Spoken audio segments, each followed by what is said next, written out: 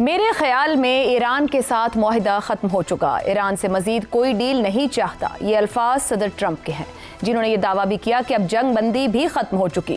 Trump نے ایران کو دہشت گردی کا سب سے بڑا سرپرست قرار دیتے ہوئے کہا ہے کہ تہران پورے خطے کو عدم استحکام کا شکار کرتا آیا ہے۔ کیا یہ صرف ایک سیاسی بیان ہے یا آنے والے خطرناک واقعات کا پیش خیمہ؟ پیر کی رات اچانک خلیج فارس میں ہوئے واقعے نے دنیا کی نظریں پھر سے ہرمز پر جما دی ہیں۔ مقامی وقت کے مطابق رات 1:19 پر پہلا حملہ ہوا۔ ایران پر الزام لگا کہ اس نے عمان کی سمندری حدود کے قریب سعودی عرب اور قطر کے تجارتی جہازوں کو نشانہ بنایا۔ امریکہ نے اسے ایران کے ساتھ طے شدہ مفاہمتی یادداشت کی سنگین خلاف ورزی قرار دیا، جبکہ قطر نے سخت سفارتی احتجاج ریکارڈ کروایا ہے۔ ایرانی موقف تھا کہ متعلقہ جہازوں نے راستوں کے بارے میں رابطہ نہیں کیا، ٹریکنگ نظام میں چھیڑ چھاڑ کی اور غیر منظور شدہ بحری راستے استعمال کیے، جس سے آبنائے ہرمز میں محفوظ جہاز رانی خطرے میں پڑ سکتی تھی۔ IRGC پہلے ہی عمانی روٹ پر گشت کرنے والی کشتیاں تعینات کرنے کا اعلان کر چکی تھی، مگر اصل سوالات یہیں سے جنم لیتے ہیں۔ قطر اور سعودی عرب کے جہازوں کو ہی نشانہ کیوں بنایا گیا؟ یہ محض اتفاق تھا یا ایک سوچا سمجھا پیغام؟ قطر جیسا ثالث ملک بھی ایران پر سخت سفارتی تنقید کیوں کر رہا ہے؟ صورتحال اس وقت مزید خطرناک ہو گئی جب امریکہ نے ان حملوں کے جواب میں ایران کے اندر 80 سے زائد اہداف پر فضائی حملوں کا اعلان کیا۔ سرک اور قشم کے علاقوں میں دھماکے سنے گئے۔ جواب میں پاسداران انقلاب نے دعویٰ کیا کہ اس نے بحرین اور کویت میں امریکی اڈوں سمیت 85 اہداف کو نشانہ بنایا ہے۔ یوں چند گھنٹوں میں سمندری کشیدگی ایک وسیع عسکری تصادم میں تبدیل ہوتی دکھائی دینے لگی۔ اگر امریکہ اور ایران کے درمیان پاکستان کی ثالثی سے ہونے والی مفاہمتی یادداشت ابھی موجود تھی، آبنائے ہرمز کے انتظام پر مذاکرات ہونے تھے، ایران کو سفارتی راستہ ملا ہوا تھا، تو پھر ایسے اقدامات کیوں کیے گئے جن سے جنگ بندی خطرے میں پڑ گئی؟ کیا ایران کی IRGC امن معاہدے کو تسلیم کرنے پر آمادہ نہیں؟ کیا وہ اپنی الگ حکمت عملی پر چل رہی ہے؟ وجہ کچھ بھی ہو، آبنائے ہرمز ایک بار پھر عالمی تشویش کا مرکز بن چکی ہے۔ تیل کی قیمتوں میں اضافہ اور بحری تجارت غیر یقینی کا شکار ہو چکی ہے۔ 24 سے 48 گھنٹوں کے اندر ایسے واقعات نے پورے امن عمل کو ہلا کر رکھ دیا ہے۔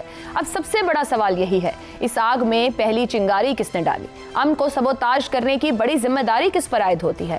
کیا یہ منظم حکمت عملی تھی، کسی عسکری دھڑے کی خود مختار کارروائی تھی، یا پھر ایسی خطرناک شرارت جس شرق وسطیٰ کو دوبارہ جنگ کے دہانے پر پہنچانا ہے؟ اسی پر گفتگو رکھیں گے پروگرام کے پہلے حصے میں۔ ہمارے ساتھ ہیں زیغم خان، رضا رومی، عامر احمد خان اور شہزاد چودھری صاحب۔ پروگرام کا سوال آپ سبھی کے لیے۔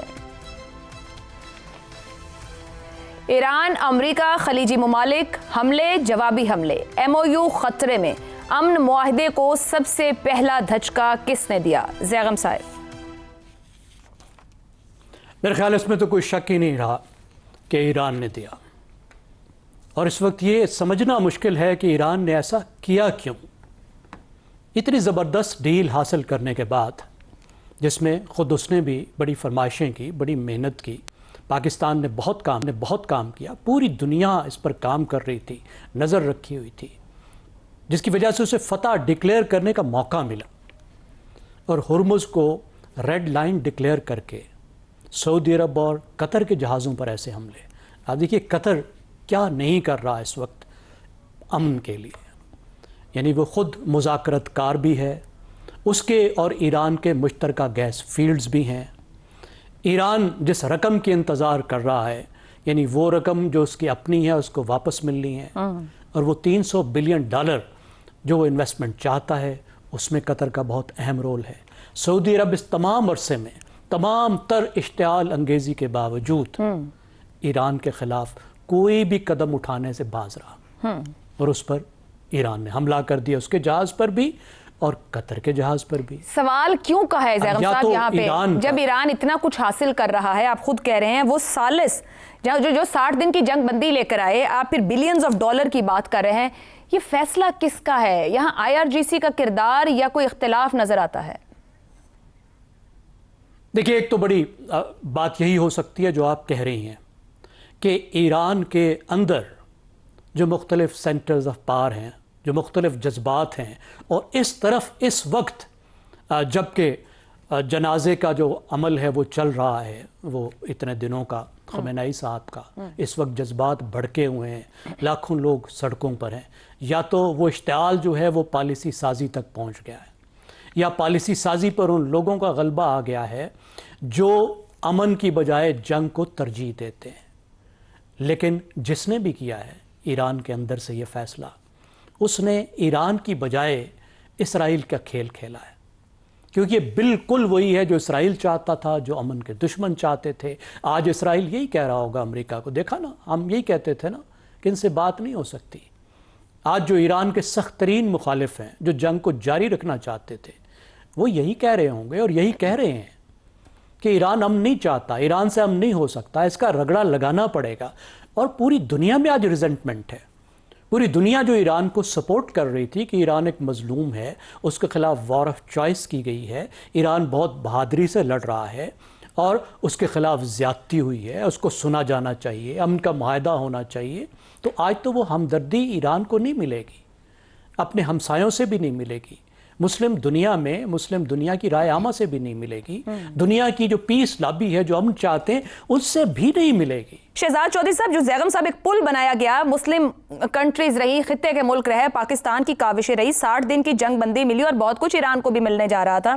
یہ اب مغربی میڈیا کا بھی وہ حصہ، کچھ بات تو بھی زیغم صاحب نے کہ ایران اور امریکہ جنگ کے دوران جو امریکہ اور اسرائیل کا ناقد رہا، اب وہ ایران پر سوال اٹھا رہے ہیں جو 48 گھنٹوں میں یہ معاملہ ہوا، یعنی IRGC کے کردار پر سوال ہے. تو ایسے میں آپ سے سوال یہ ہے کہ ایران کی سیاسی و عسکری قیادت کیا ایک پیج پر ہے اس پورے معاہدے کو لے کر، MOU کو لے کر؟ دیکھیں 9 تاریخ سے پہلے تو کچھ نہیں کہا جا سکتا کہ کس کے کنٹرول میں کیا ہے وہاں پہ. لیکن چونکہ آپ کا سوال یہ ہے کہ پہلا دھچکا کس نے دیا، تو میں سمجھ رہا ہوں عذرائے تفنن یہ جو جہاز تھے نا، انہی کو سب سے پہلا دھچکا انہوں نے لگایا. بھئی کیا ضرورت تھی؟ آپ 4 مہینے سے بند تھے خلیج کے اندر، آپ کو کس نے کہا تھا کہ آپ یہ باہر نکلے وہاں سے؟ کیا بات ہے، کھڑے رہتے، بیٹھے رہتے وہاں پہ، کیا فرق پڑتا تھا؟ 4 مہینے پوری دنیا نے سہ لیا تھا نا یہ $100-120 کی قیمتیں تیل کی، تو اور بھی سہ لیتے، کیا فرق پڑتا تھا؟ لیکن سعودی عرب اور قطر جیسے جو ہے نا یہ لاپرواہ قسم کے ملک، انہوں نے کوشش کی اور وہ بھی اندازہ لگائے عمانی رستے سے، یعنی جنوبی رستے سے. ان کو کہا گیا تھا کہ تم لوگ صرف شمالی رستے سے گزر سکتے ہو ایران کے پاس سے اجازت لے کے. تو یہ اب ان کو کون سمجھائے کہ یار دیکھو دنیا بدل گئی ہے، دنیا کے انداز بدل گئے، اس لیے اب آپ کو اور دنیا کو ماننا پڑے گا. لیکن بہرحال اس کو چھوڑتے ہیں. آپ کا سوال یہ تھا کہ دھچکے کس نے لگا. دیکھیے دھچکے دونوں طرف سے کوئڈ پرو کو چل رہا ہے، ایران کی طرف سے بھی، امریکہ کی طرف سے بھی. امریکہ اپنے ایکشن سے کوئرشن کرتا ہے اور کوئرشن کرتا ہے کہ جلدی سے جلدی فیصلہ کرو، یہ جو حملے ہیں ان کو بند کرو. اور ایران اپنا داؤ اور اپنا دام، بھاؤ اور دام یہ دونوں بڑھاتا جا رہا ہے. یہ اصل میں بھاؤ اور دام بڑھانے کی ایک کیفیت تھی. لیکن آپ کا سوال اس سے بھی زیادہ اہم کہ اصل میں اس وقت یہ فیصلے کون کر رہا ہے ایران کے اندر.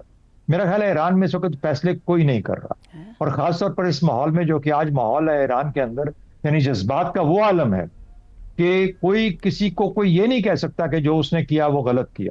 یعنی ان کو چھوڑیے، ہم پاکستان میں بیٹھ کے یہ بات نہیں کر سکتے کہ جو ایران کر رہا ہے وہ غلط کر، سوال ہی پیدا نہیں ہوتا. یعنی جذبات اس طریقے سے سیپ آؤٹ کیے ہوئے ہیں فرام ایران کہ اٹس امپاسبل ٹو سے کہ بھئی دنیا کی تباہی اس وقت کہاں پہ کھڑی ہے. یہ جو 14 نکات تھے یہ کس طریقے سے آپ کو فائدہ دے رہے تھے؟ بھئی یہ 14 نکات آپ نے کیوں ان کو چھوڑ دیا اور کیوں ان کے اوپر ان کے در پہ ہو گئے؟ پاکستان ان کے جو ہمارے یہ جو اسلامی ممالک جو جذباتیت تہذیبی سرمایہ لے کے چلتے ہیں نا، ان کا مسئلہ یہ ہوتا ہے ان کو یہ نہیں سمجھ آتی کہ کہاں رکنا ہے. طاقت کا سب سے بڑا مسئلہ یہ ہے، ایک تو یہ کہ وہ ایزیوم کر لیتے ہیں. ہم سب نے ڈھول پیٹے، ہم نے کہا کہ بہت طاقتور جی، کیا کمال ہے. ایسی ان کو یہ نہیں سمجھ آئی کہ اس کو روکنا کدھر ہے، کہاں سے ریشنلٹی سٹارٹ ہوتی ہے. اور میرا اپنا خیال ہے کہ یہ اس وجہ سے خود بھی ہوئیں گے، نقصان کریں گے اپنا، اور اس کے بعد دنیا کا نقصان بھی کریں گے. چلے دنیا تو کسی طریقے سے بھگت لے گی، لیکن آج جس طریقے سے زیغم صاحب کہہ رہے تھے، چاہے وہ یورپ ہے، چاہے اسرائیل ہے، چاہے کوئی اور ملک ہے، آج کھڑا یہی باتیں کر رہا ہے. سعودی عربیہ، قطر، UAE اور یہ باقی گلف سب کا سب اس جنگ کے بعد سوچ رہا تھا کہ ہمیں شاید ایران کے ساتھ علیحدہ معاملہ کرنا پڑے گا. ہم اس کے اندر ہرمز کی بھی بات کر لیں گے، ہم اپنے معاملات اور اپنے تعلقات کی بھی بات کر لیں گے. ہم یہ بھی کہہ لیں گے کہ نہیں، ہمارے اڈوں سے تمہیں کوئی خطرہ نہیں پہنچے گا امریکی افواج کی موجودگی کا. یہ خیال تھا، یہ سوچ تھی، کافی حد تک اب یہ راسخ ہو گئی تھی کہ اس طریقے سے ایک اور معاملہ ہوگا، پہلے یہ معاملہ طے ہو جائے. لیکن آج تو انہوں نے ان کو، اپنے ساتھیوں کو، اپنے دوستوں کو، اپنے ثالثوں کو اڑا دیا. تو کہنے کا مطلب ہے کہ یہ میرا خیال ہے ایران کو will need to act rational. Iran اس وقت ریشنل نہیں ہے. کہہ سکتے ہیں کہ ہم جذبات کے اس لیول پہ ہیں کہ ہمارے اندر ریشنلٹی نہیں ہے، لیکن بھائی یہ دنیا کا طریقہ نہیں ہے. دنیا بہت ریشنل ہے، اور وہ پھر جب کوئی اس طرح ریشنل ہو جاتا ہے تو اس کو قابو کرنا بھی جانتا ہے. درست ہو گیا.